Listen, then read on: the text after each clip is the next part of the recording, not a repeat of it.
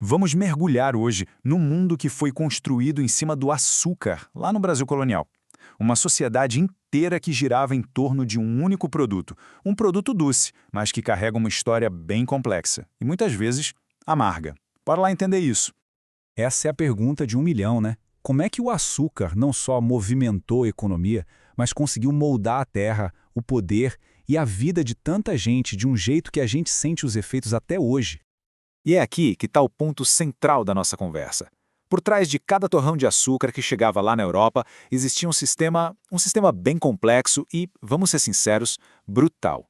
Para a gente entender como ele funcionava, vamos começar vendo como o território foi ocupado. Primeiro, a gente precisa dar um passo para trás e olhar o mapa todo. Como é que os portugueses conseguiram garantir o domínio sobre uma região tão grande? A resposta está numa estratégia de duas frentes. E olha, a estratégia foi muito eficaz. Enquanto o litoral virava a grande zona do açúcar, o interior ia sendo desbravado pela pecuária, pelos currais de gado. Essa combinação, açúcar na costa e gado no sertão, não só garantiu a posse da terra para Portugal, como também criou um padrão de ocupação que marcou a região para sempre. Agora sim, vamos dar um zoom. A gente sai dessa visão mais ampla da região e mergulha na unidade central que definia essa nova sociedade, o engenho. E olha, era muito mais do que só uma fazenda. O mais curioso aqui é a própria palavra. Engenho, no comecinho, queria dizer só a máquina, sabe? O moinho que moía a cana. Com o tempo, a palavra cresceu e passou a dar nome para tudo, para a plantação, para as casas, para a capela. Virou sinônimo de um verdadeiro micromundo, quase autossuficiente. E que mundo era esse, hein? Tinha a casa grande, que era a casa do senhor, as senzalas, onde viviam os escravizados, a moenda, que era o coração da produção, os canaviais imensos e toda uma estrutura de apoio, tudo, absolutamente tudo, girava em torno da produção de açúcar. E quem é que governava esse micromundo todo? A figura do senhor de engenho. Agora a gente vai focar em como funcionava a hierarquia social e as dinâmicas de poder lá dentro. A própria arquitetura do lugar já contava a história. A Casa Grande, construída no alto, era um símbolo de poder e de vigilância. Lá de cima se via tudo. Já as senzalas, embaixo, perto da produção e em condições precárias, representavam a base de trabalho forçado. Essa separação física era um espelho da sociedade, um modelo de segregação que, de certa forma, ainda gera muito debate no Brasil. Esse poder todo se organizava no que a gente chama de sistema patriarcal. O senhor de engenho era a autoridade máxima, não só sobre as terras e o açúcar, mas também sobre a própria família, os agregados e, claro, sobre toda a população escravizada. A palavra dele era a lei. Ponto final. E esse poder ia muito além da porteira da fazenda, viu?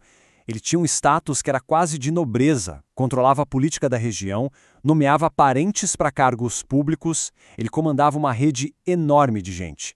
Era o centro de tudo, a semente de uma cultura onde o poder privado se mistura com o público, um traço que a história do Brasil conhece muito bem. E essa citação aqui, ela é perfeita, resume tudo. A posição da Casa Grande não era por acaso, era estratégica.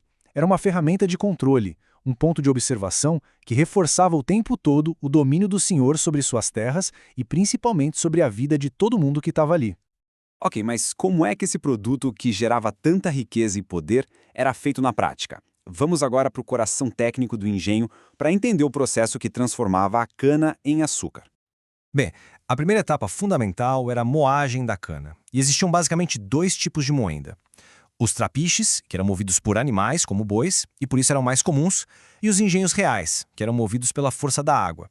Esses eram muito mais eficientes, mas, claro, precisavam ser construídos perto de um rio. O processo completo, como a gente pode ver aqui, dá para ser dividido em 5 grandes etapas. Tudo começava lá no campo, com o plantio e a colheita. Depois ia para a parte industrial, com a moagem. Em seguida vinha uma espécie de alquimia na fervura. Dali para a secagem e moldagem, que dava forma ao açúcar.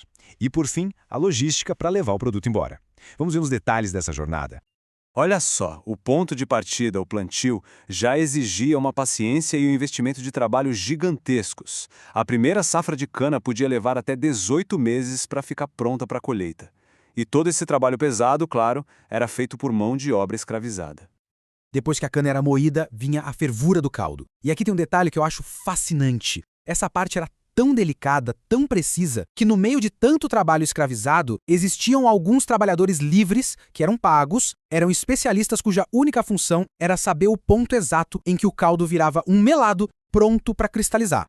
Esse melado quente, então, era despejado nessas formas de cerâmica, em formato de cone, e ficava ali secando por mais ou menos um mês. As impurezas iam escorrendo por um buraquinho na ponta do cone, e o que sobrava era o famoso pão de açúcar. O açúcar do topo do cone, mais branquinho, era o mais puro e valioso. O da base, mais escuro, o mascavo, tinha um valor menor. E pronto. Depois de todo esse processo, o produto final estava ali. Para fechar nossa análise, vamos ver a jornada final desse açúcar e pensar um pouco no impacto duradouro de todo esse sistema. O pão de açúcar era quebrado, embalado em caixotes e levado em carros de boi até os portos. De lá, cruzava o Oceano Atlântico para adoçar a vida na Europa, deixando para trás a base de uma sociedade marcada pela concentração de terra, de riqueza e por uma desigualdade profunda.